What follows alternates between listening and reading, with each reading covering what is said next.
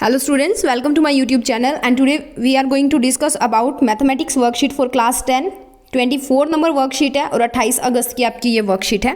इसके अंदर हमारा टॉपिक चल रहा है दैट इज़ ट्रायंगल्स। उसके अंदर हम सिमिलैरिटीज़ की बात कर रहे हैं ट्रायंगल की, ठीक है। हमारा जो मेन टॉपिक तो ट्रायंगल्स है बट सब टॉपिक हमारा क्या, criteria for similarity of triangles, similarity of triangles का क्राइटेरिया, ठीक है। सो फर्स्ट क्वेश्चन आपको दिया हुआ है, name the shapes which are always similar. कौन कौन सी शेप्स जो है वो ऑलवेज सिमिलर होती हैं। तो हमारे पास आएगा सर्कल, वो सर्कल जिनका रेडियस बराबर होता है, ठीक है। उसके बाद में आएगा इक्विलेटरल ट्रायंगल, ठीक है, इक्विलेटरल ट्रायंगल, ठीक है, ये ट्रायंगल। तो एक नंबर आ गई, 2 नंबर और तीसरे नंबर में आप लिखोगे स्क्वायर, ठीक है। स्क्वायर, स्क्वायर क्यों होता है, क्योंकि इसके अंदर जो एंगल बनता है वो 90 डिग्री का बनता है हर एक, और इसकी सारी साइड्स जो होती हैं वो बराबर होती हैं, यानी कि 4 साइड्स जो होती हैं वो इक्वल होती हैं, इसलिए ये क्या होता है, सिमिलर होता है। तो बात अगर हम करते हैं इक्विलेटरल ट्रायंगल की, तो उसकी 3 साइड्स जो होती हैं वो हमारे पास बराबर होती हैं, 3 साइड्स इक्वल होती हैं, और हर एक एंगल जो बनता है वो 60 डिग्री का बनता है, ठीक है।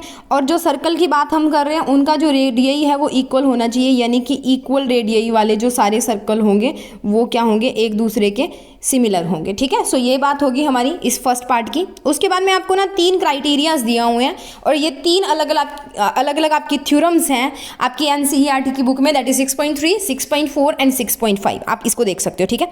उसके आपने करना क्या, देखो क्राइटेरिया 1 है, दैट इज हम 3 क्राइटेरिया जो है वो लेके चलते हैं एंगल्स के सिमिलैरिटी को प्रूव करने में। फर्स्ट होता है हमारा ट्रिपल ए, एंगल, एंगल और एंगल, यानी कि जब हमारे पास क्या होता है, इफ इन टू ट्रायंगल्स, आपको 2 ट्रायंगल्स दिए होते हैं, ठीक है, कॉरस्पॉन्डिंग एंगल्स जो होते हैं वो इक्वल होते हैं, उनके कॉरस्पॉन्डिंग जो साइड्स होती हैं वो सेम रेशियो के अंदर होती हैं, हैंस वो क्या होते हैं, सिमिलर होते हैं। जैसे कि A B upon D E, ठीक है, A C upon D F और B C upon E F, ये बराबर होंगे, ठीक है। जब कब होंगे, जब आपका एंगल ए बराबर है एंगल डी के, तो आपके पास पहले वाला आएगा, यानी कि ये वाला जो एक है, ठीक है। उसके बाद में अगर आपका एंगल बी बराबर है ई के, तो आपका ये दोनों आएंगे, ठीक है। उसके बाद में सी बराबर है एफ के, तो आपके आगे वाले आते हैं, ठीक है। सो जब आपके इसका उल्टा भी ले सकते हो, ठीक है, बट हमें ये दिया हुआ है कि अगर हमारे तीनों एंगल बराबर होते हैं तो उनके जो हम साथ वाली अगर हम साइड्स लेते हैं ना और उनकी रेशो निकालते हैं तो वो हमारी क्या आती है, इक्वल आती है, सेम आती है, और उसका मतलब हमारे जो दोनों ट्रायंगल्स हैं वो क्या होते हैं, सिमिलर्स होते हैं, ठीक है। उसके बाद में सेकेंड हमारे पास होती है ट्रिपल एस, ठीक है, ट्रिपल एस होगी। ट्रिपल एस सिमिलैरिटी में क्या होती है, 3 साइड बराबर हमने करनी होती है। यहाँ पे आपको दिख रहा है ब्लू, ब्लू के बराबर कर दो, मतलब बराबर इन द सेंस, आप देखो इसमें पढ़ो, if in 2 triangle sides of 1 triangle are proportional to, यानी कि same ratio of the sides of another triangle, यानी कि A B upon D E is equal to B C upon E F is equal to D A C upon, अगर D F होती है तो, ठीक है। अगर ये होती है तो हमारे पास क्या आएगा, एंगल ए बराबर डी, एंगल बी बराबर ई और एंगल सी बराबर एफ, ठीक है। यानी कि फर्स्ट वाली का बिल्कुल उल्टा। ट्रिपल ए में क्या था, जब एंगल हमारे बराबर थे ना तब हमारी साइड्स की रेशो सेम आ रही थी। अब इसमें क्या होगा कि जब हमारे एंगल साइड्स की रेशो बराबर होगी ना तब हमारे एंगल्स इक्वल आएंगे और दोनों ट्रायंगल क्या माने जाएंगे, सिमिलर माने जाएंगे, ठीक है। वैसे ही अगर बात करते हैं तीसरे की, that is S A S, ठीक है, तो इसमें हमें 2 साइड और एक एंगल चाहिए।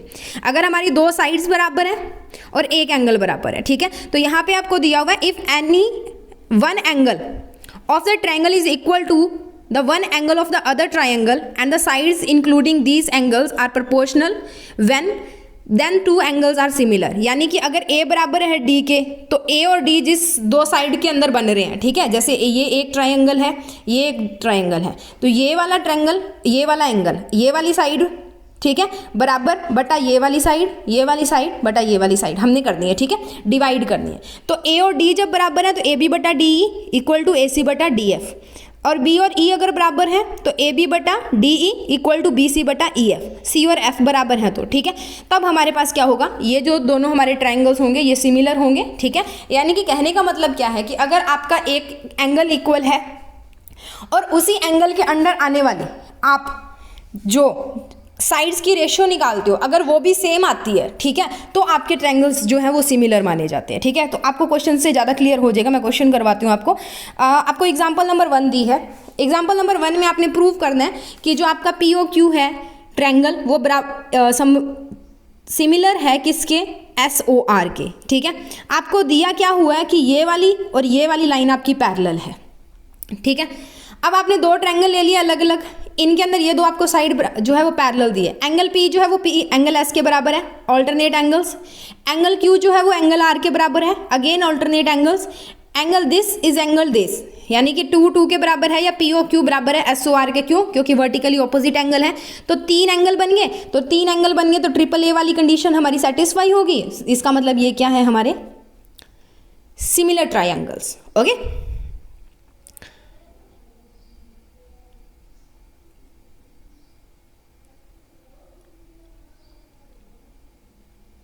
अब आपने देखो क्या करना है, ये जो आपको दिया हुआ है कि ट्रायंगल PQR है, पहले में इन्होंने क्या किया, कोरस्पॉन्डिंग एंगल्स इक्वल किए हैं, तो उनके जो रेशो है कोरस्पॉन्डिंग साइड की वो बराबर है। ठीक है, दूसरे में आपने क्या करना है कि ट्रायंगल PQR जो है वो ABC के जो है वो सिमिलर है, तो आप यहाँ पे जो कोरस्पॉन्डिंग एंगल्स है वो लिखोगे, सिमिलर होंगे तो कोरस्पॉन्डिंग एंगल्स लिखोगे। P के बराबर होगा A, ठीक है, P के बराबर होगा A, पहला उठा लो, इसका पहला, ठीक है, और इस वाले का पहला।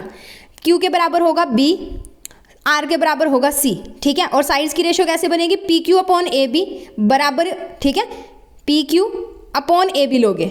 ओके, उसके बाद में QR अपॉन BC, उसके बाद में PR अपॉन AC, ठीक है, ऐसे लोगे आप। दो के जो ना उठा के लेके चला करो, ऐसे लिखने आपको इजी हो जाएंगे। ठीक है, उसके बाद में मेन क्वेश्चन की बात करते हैं, दैट इज क्वेश्चन नंबर 1। आप खुद करोगे, ठीक है, साइड्स की रेशो बनाना। यहाँ पे आपको बताया गया, जस्ट उठा के करनी है, नाम बदल दो, जहाँ पे ABC और DEF है वहाँ पे PQR और ABC कर दो। ठीक है, कोई फर्क नहीं है, जो D है वहाँ पे A आ जाएगा, जो B है वहाँ पे E है वहाँ पे B आ जाएगा, और जहाँ F है वहाँ पे C आ जाएगा, और P A की जगह पे P, B की जगह पे Q और C की जगह पे R। ठीक है, ये खुद ट्राई करना।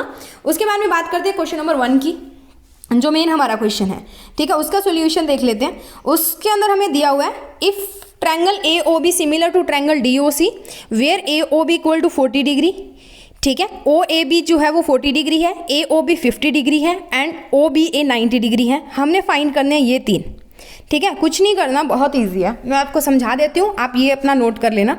हमें ये फिगर दी हुई है, ये फिगर दी है, ये A है, ये B है, this is O and this is C and this is D। अब देखो क्या होगा, ये वाला एंगल इसके इक्वल होगा, that is vertically opposite angle. ठीक है, तो यहाँ से आपके पास AOB बराबर DOC आ जाएगा, दैट इज 50 डिग्री, क्योंकि AOB 50 डिग्री दी है। एंगल A वाला जो होगा वो इसके बराबर होगा, तो ये हमारा 40 डिग्री आ जाएगा, दैट इज ODC बराबर OAB equal to 40 degree, that is alternate angle. Similarly angle ये जो होगा इस एंगल के बराबर होगा, that is OBA equal to OCD, that is equal to 90 degree, again alternate angles. तो तीनों आ गए आपके पास एंगल्स। ठीक है, बहुत आसान है। ठीक है, सो ये रहे हमारे तीनों एंगल्स। उसके बाद में बात करते हैं सेकंड क्वेश्चन की। आपको दो ट्रायंगल्स दिए हैं, DEF और PQR। उसमें आपको DEF की 2 साइड और एक एंगल दिया है, PQR की 2 साइड और एक एंगल दिया है। आपने बताना है कि किस क्राइटेरिया के अकॉर्डिंग ये जो है ट्रायंगल्स जो है वो सिमिलर है। तो देखो 2 साइड और एक एंगल है, तो क्राइटेरिया कौन सा लगेगा, SAS। क्वेश्चन में से आप आंसर पता कर सकते हो। ठीक है, बट अब इसको प्रूव करना है, ऐसे मानते नहीं है, तो इसको मानते नहीं है, तो सबसे पहले प्रूव करने के लिए हमने लिखा गिवन लिखा। ठीक है, हमारे पास कोई भी 2 ट्रायंगल्स इन्होंने दिए थे, एक तो DEF दिया था, समझा देती हूँ, नोट आप कर लेना। ठीक है, DEF PQR, साथ साथ पोज करके इसको नोट करना तो कर लो। ठीक है, अब DE कितना दिया हुआ है, 2 सेंटीमीटर, EF दिया हुआ है 3 centimetre, PQ is 6 and QR is 9, this angle is 60 degree and this angle is also 60 degree. So हम यहाँ पे ना अपनी थर्ड कंडीशन यूज करेंगे जो ऊपर हमने पढ़ी थी, कि अगर एक एंगल बराबर है तो इसकी साइड्स की रेशो निकाल लेंगे हम, यानी कि 2 divided by 6 and 3 divided by 9। अगर तो ये रेशो जो हमारी है वो सेम आ गई, यानी कि 2 डिवाइडेड बाई 6 का भी वही आंसर आता है जो 3 डिवाइडेड बाई 9 का, तो ये दोनों ट्रायंगल हमारे सिमिलर होंगे। अगर नहीं आता तो नहीं होगा। तो जब हमने इनकी रेशोज निकाली ना, तो हमारे पास 1/3 आई दोनों की रेशो कितनी आती है, 1/3। तो एज अ रेशोज जो है साइड की वो इक्वल है, देयरफॉर हमारे पास ये जो ट्रायंगल हैं दोनों ये सिमिलर होंगे, और क्राइटेरिया कौन सा होगा, SAS। ठीक है, इसके साथ आप क्या कर सकते हो, जो आपकी कंडीशन नंबर 3 थी ना, उसको आप साथ में लिख लेना, आपको याद करना आसान होगा। क्वेश्चन नंबर 2 में हमने कंडीशन नंबर 3 जो है वो यूज़ की है। ठीक है, सो आप इसको साथ में ब्रैकेट में लिख लेना ताकि आपको पता रहे कि क्या चीज़ यूज़ की है। ठीक है, so this is all about the worksheet number 24 for class 10 math.